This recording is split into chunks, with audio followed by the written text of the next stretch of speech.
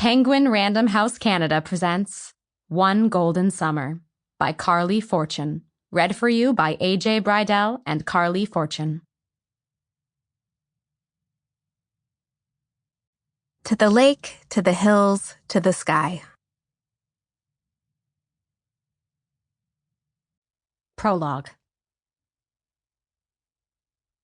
A great photograph makes you think you know the subject, even if you've never met.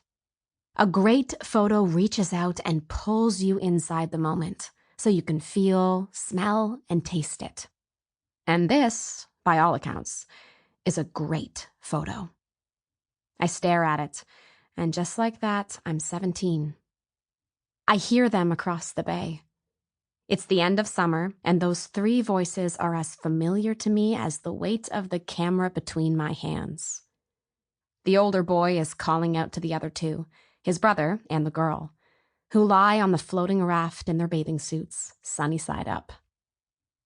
I've been at the cottage since the end of June, watching them swim and flirt and fly around the lake in their yellow speedboat. Each of them is beautiful, so sun-kissed and free. They climb into the boat. The oldest drives. His brother and the girl sit in the front. I stand on the edge of the dock, adjusting the aperture. It happens in the shortest blink of time. I hear the boat, their laughter over the engine. I look up to see them heading toward me. I bury myself behind the lens. They enter the frame. Click. 1. Friday, June 13th. They are 5 of the most stunning women I've ever seen.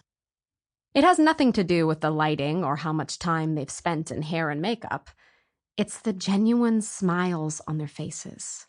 The fan is blowing, the music is loud, and the photo editor oos as she watches the images load onto my laptop screen. I don't need a glimpse to know they're spectacular. I feel it with every press of the shutter.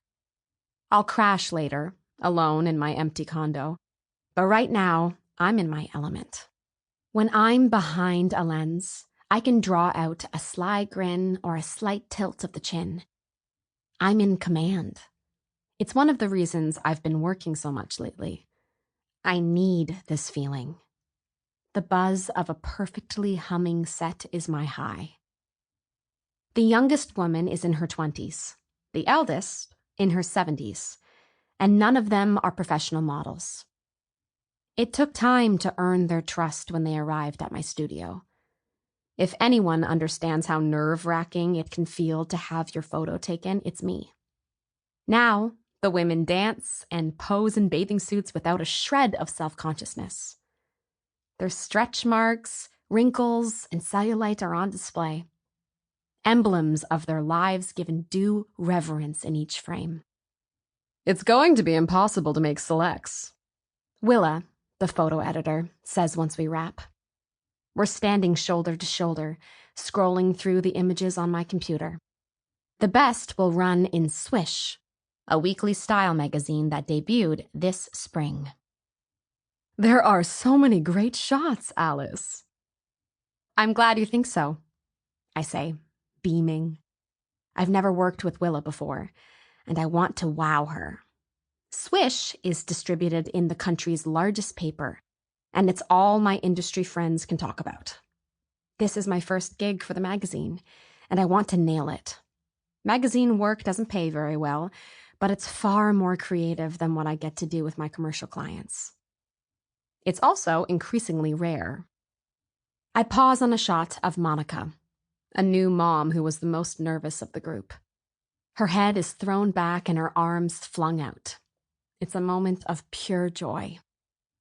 We have 2 weeks for you to file, Willa says. No problem. This will be a low-touch edit.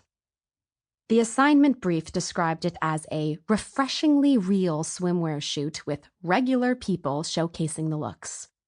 It's another reason I was excited about the job. No aggressive photoshopping. I'll just fix the flyaways and blemishes. It'll be fast. Well, you might have to do a little more than that. Willa lowers her voice. I want to keep it authentic, but let's say the lumps and bumps are more like a suggestion of cellulite. I'm sure you can work your magic. My smile vanishes. I've collected enough euphemisms for digitally altering the female body to fill a thesaurus. I've been told to make women look more flattering, appealing, engaging, enticing, attractive, and flat out more fuckable.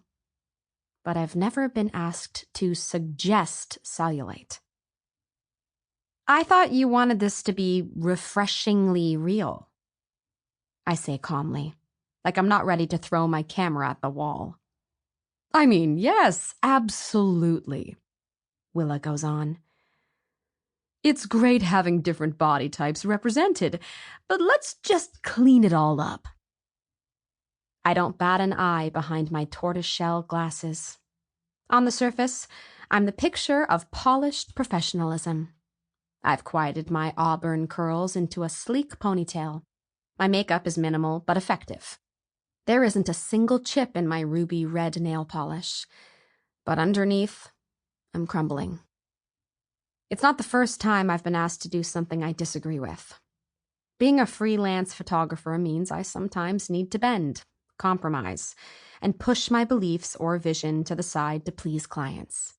It just happens more often than I'd like at this stage in my career. It's your call, I tell Willa, heart sinking. It's your magazine. I'm not a combative person, but even if I were, I'm too worn down to argue. It takes a lot of energy to be on all day, and I've been on for so long. I suspect my off button is broken. And it's not just me who's noticed. I met Elise, my brilliant instructor turned mentor, and now friend, for coffee last week. And she told me I looked like a ghost.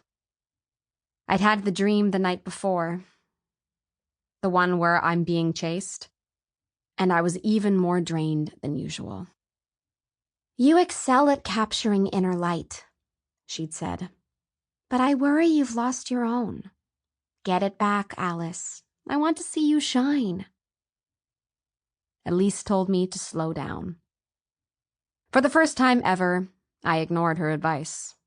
Work is what's kept me together these past 6 months, or at least I thought so. But as soon as Willa leaves, exhaustion slams in. I sit on the floor of my studio, rubbing my fingertips against my temples. I've taken on so many assignments to keep busy, but I took this one for me, and it backfired. What I need is a night off. Just one night where I don't curl up with my laptop and color correct until my eyes burn. A few solid hours in which I pretend deadlines don't exist, where I can forget about the group show in August and the look of concern that flashed across Elise's face when she saw me. I need an evening where I definitely 100% will not think about Trevor. And that night is tonight. I'm going out with my big sister. Eventually, I peel myself off the floor. I'm locking up when my phone vibrates with a string of texts. I know it's her before I check the messages. Heather almost exclusively sends texts in multiples. Put on your party shoes. I just scored us a table at Jaybird. Wait, do you even own party shoes? I'll buy you a pair on my way to pick you up. I'm typing out a reply when another message lands, but this time it's not my sister. 2. It's a message to the Everly family group chat from my father. Nan is in an ambulance. My grandmother, Nanette Everly, Nan to all, not just her grandchildren, has always been my biggest champion. I was a toddler when she identified my creative streak, and she nurtured it like one of her peony plants. When I was 6, she took me to the Art Gallery of Ontario for drawing lessons. We sat among the Henry Moore sculptures, sketch pads on our laps, experimenting with shadows and shapes and lines. She taught me how to use a sewing machine. Sample complete. Ready to continue?